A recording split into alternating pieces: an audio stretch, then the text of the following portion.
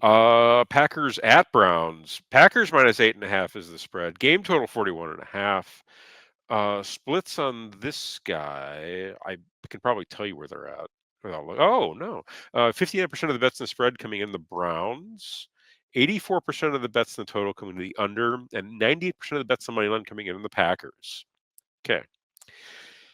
I still think the Browns are kind of being disrespected.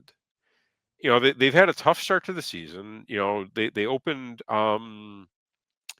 shoot, they just played the Ravens, and who'd they open with? It was a good team, was it not?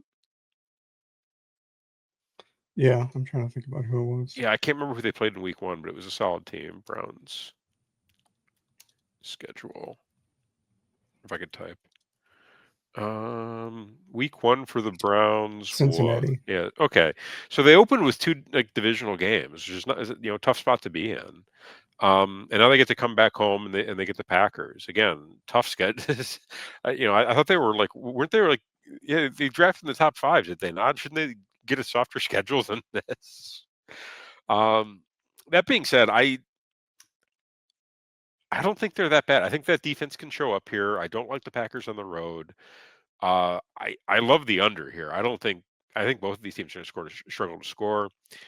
And when I think that happens, I take the points. Give me the Browns plus the 8.5. What say you? Joe Flacco went out last week. I think he is in line to start this week. Dylan Gabriel did play for a little bit last week. I think that was more of the game is out of hand. Let's try the Yeah, young guy than an yeah. injury. Um, I mean, you know what they say, Browns are going to Brown. This isn't a good Browns team.